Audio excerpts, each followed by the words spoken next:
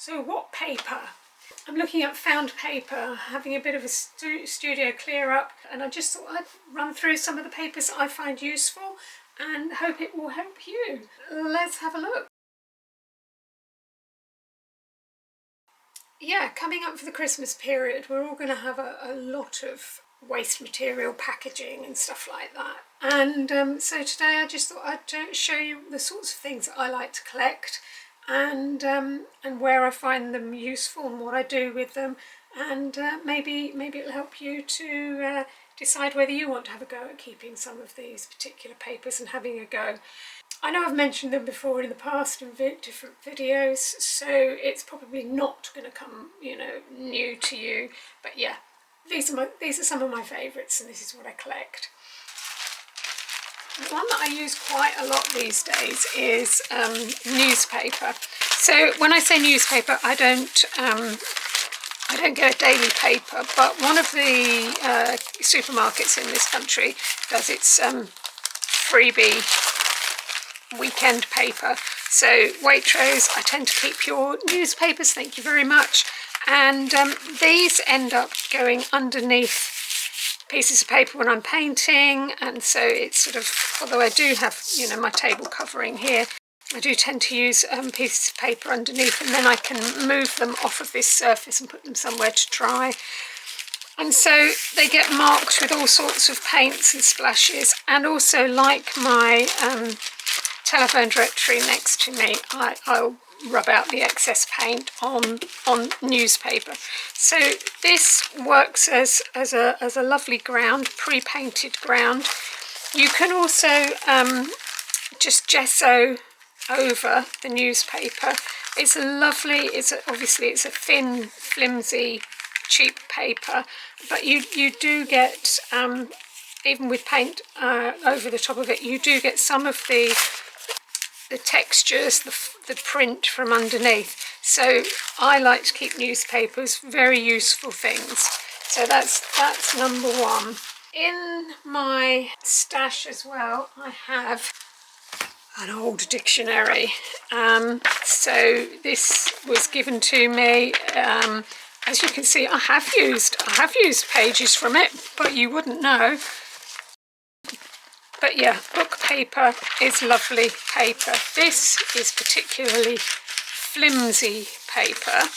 So yeah, just look at the quality of the books. So you may also find in charity shops encyclopedias. They go very cheap. So this is better quality paper, white paper. But I also do love the really old, stained, faded books. So these are quite flimsy. This is, in fact, there's 2 pages here. So this was the Fundamentals of Healthy Living, which I thought was lovely. And this one is an old garden encyclopedia. So it's got all sorts of information about plants and stuff, but it's the sort of book that has a bit of a smell to it. So old musty fusty books, they're always quite useful to have. Yeah, so book paper, very good, and I will use those for collage and for drawing on. Another one of my favourites is envelope paper. So I've got a big folder of envelopes. So these are greetings cards, envelopes, but also old any old envelopes. I have got some new ones in here somehow, I don't know, but yeah, things that bills would come in and stuff like that. So any old envelopes, and I've even got the bigger sort of ones as well. So envelope paper is always very useful. This is probably one of my bigger collections. See, I tend to put them in the pouches, so they make very good handy storage pouches. This is all brown paper, so I've got various bits of brown wrapping paper, including some printed wrapping paper, envelopes, brown envelopes, and also the bigger pieces of packaging paper. So yeah, anything. I do like a brown paper, and I like the neutral colour of brown paper. So what do I do with it? I've got a stash of things here. So this is one of my tea sketchbooks, so this is what I've been working on for the past year. You can easily just, you know, pop down some pieces of collage and then draw on top of it. So this is a couple of pages with some brown paper, and this is just packaging paper, and this is, as you can see by this edge here, this is paper bag. So that just you know, it just is another adds an interesting quality to a sketchbook page. The brown paper in this one is acting as the cover for this particular concertina. I have used a couple of bits of other paper in here, but they're just old pieces of paper that I've painted on. It's not the found paper. So the brown packaging paper I quite happily use for covers of books. This is old exercise book paper. That is lovely because this is sort of slightly yellowed, and so I've just drawn on that and then collaged onto the top. Book paper, envelope paper, grid graph paper, envelope paper. This feels like wallpaper. There's some brown paper over here which I missed. So I like the quality of drawing on something and then sticking it into a sketchbook. That one I didn't do on the back.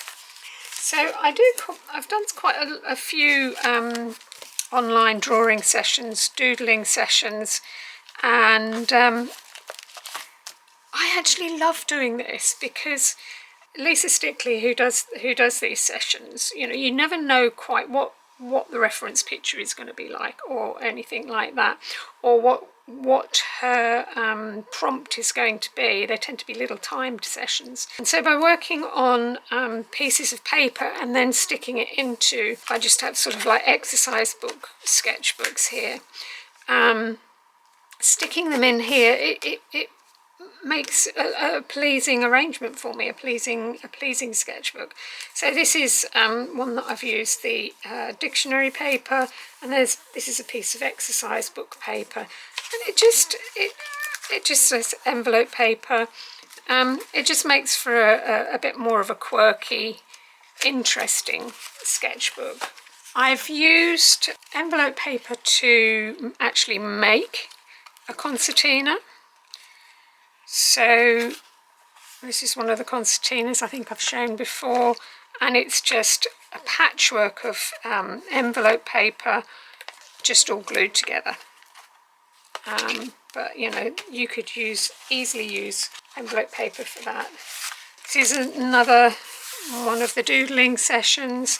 So this is an envelope. You can actually still see the shape of the envelope. I've even still got the gum on here, and yeah, I like the coloured ground, the already marked ground of different papers.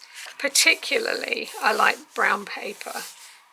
Brown paper, book paper, anything with a sort of a bit of a yellowed or more neutral mid-tone. I think that kind of works for me. They're all going to fall, aren't they? And then this one again with the walnut ink is where I've drawn on something and then stuck it in to an existing book. So what have I got in here? I've got the filter paper, I've got the exercise book paper, brown paper, the filter paper. This was from the walnut ink, so this is the actually the coffee filter paper, dictionary paper, This feels, gosh, I didn't like what that is. That feels more like watercolour paper, coffee filter paper, envelope paper. So yeah, it just, for me, it just adds another quality.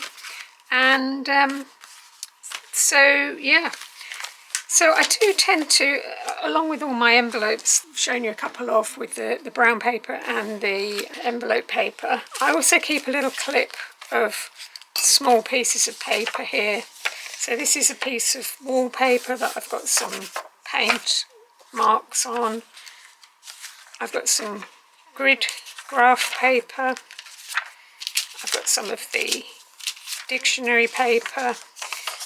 This is actually newsprint paper, so I actually bought these as a pack of paper, and this is just part of a gel print that I've just cut down.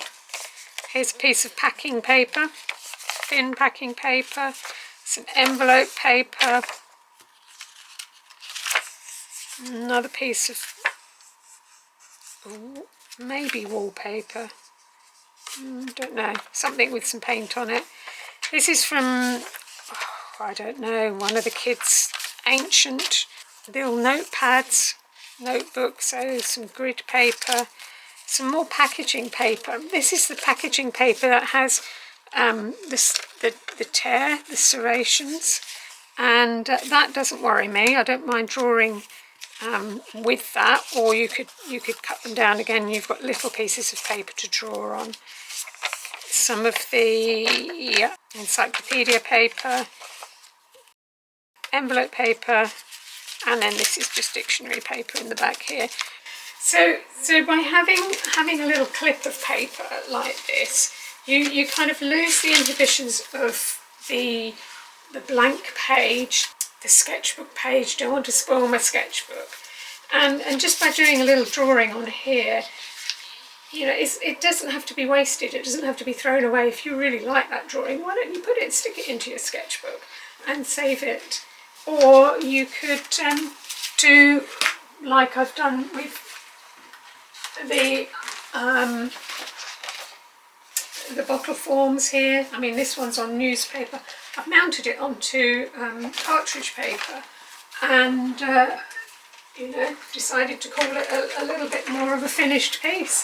There's another one. So this was the brown paper, just onto cartridge paper.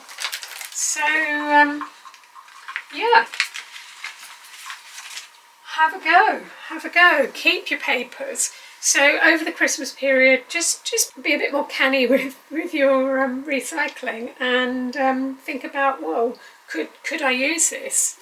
I have in the past ended up keeping too much, so you can get a bit carried away with this. So yeah, think about your storage, think about what you want to use, think about how you want to use things, and even if you keep it for, you know, 2 or 3 weeks or something like that, then maybe, you know, if you don't find a use for it within that period of time, then you can throw away.